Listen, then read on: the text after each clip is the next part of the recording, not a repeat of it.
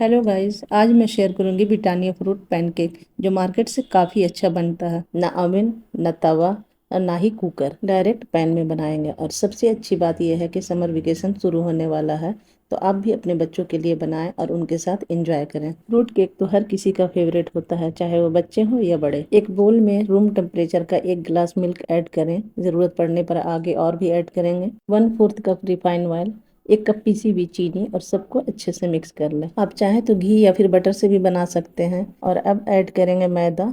2 cup मैदा लिया है और मैदा को छान लेंगे। छानने से आपका केक काफ़ी स्पंजी और फ्लफी बनेगा, तो छानना बिल्कुल भी स्किप ना करें। और अब लेंगे 4 table spoon custard powder, 1 teaspoon इलायची पाउडर, इन्हें भी छान कर यूज करेंगे। आप चाहें तो इलायची पाउडर को स्किप कर सकते हैं, पर इससे काफ़ी अच्छा टेस्ट आता है। हमने कस्टर्ड लिया है वनीला फ्लेवर का, तो इसमें वनीला एसेंस भी डालने की ज़रूरत नहीं है। सारे चीज़ों को अच्छे से मिक्स कर लिया है। बैटर थोड़ा थिक लग रहा है, 1-2 चम्मच मिल्क और ऐड करेंगे और अच्छे से इसे भी मिक्स कर लेंगे। सारी चीज़ें बिल्कुल परफेक्ट है। ये केक काफ़ी टेस्टी बनता है, तो आप इसे एक बार ज़रूर ट्राई कीजिएगा। बैटर की कंसिस्टेंसी बिल्कुल परफेक्ट है और ये अच्छे से मिक्स हो गया है, तो अब इसे साइड में रखेंगे।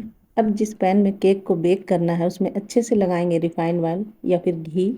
और अब इसके अंदर बटर पेपर रखेंगे और उसमें भी अच्छे से तेल लगा देंगे, ताकि हमारा केक जले नहीं, आसानी से डिमोल्ड हो जाए।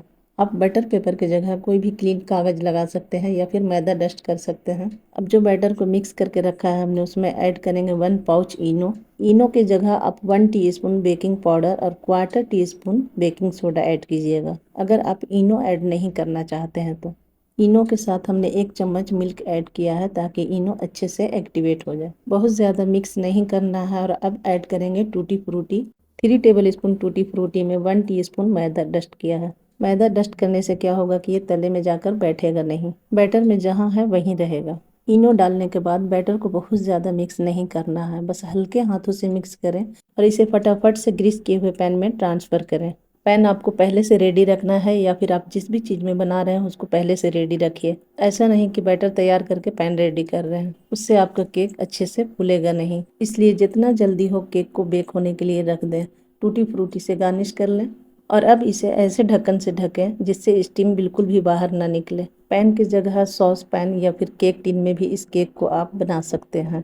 पहले तवा को गर्म होने के लिए रख दें और फिर केक टिन या फिर सॉस पैन को रखें और गैस के फ्लेम को बिल्कुल लो रखें। हमने पैन को बिल्कुल लो फ्लेम पे डायरेक्ट रखा है, क्योंकि ये पैन थोड़ा हेवी है, तो जलने का चांस बिल्कुल भी नहीं है। 35 से 40 मिनट लगा है इसे बेक होने में। टूथपिक बिल्कुल क्लीन निकला है, आप देख सकते हैं ये कितने अच्छे से फूला है। और जब ये अच्छे से ठंडा हो जाए तब इसे डीमोल्ड करेंगे। बस इस बात का ध्यान रखें कि गैस का फ्लेम बिल्कुल लो रखना है। टाइम 1-2 मिनट आगे पीछे हो सकता है, आप टूथपिक डाल रहे हो और टूथपिक क्लीन नहीं निकल रहा है, तो ढक्कन लगाकर 2-4 मिनट के लिए और बेक कर लें। और सबसे इम्पोर्टेंट बात कि आप ढक्कन हटाकर बार बार चेक ना करें, इससे क्या होगा कि आपका कुकिंग प्रोसेस स्लो हो जाएगा। इस वजह से भी बेक होने में टाइम ज़्यादा लग सकता है।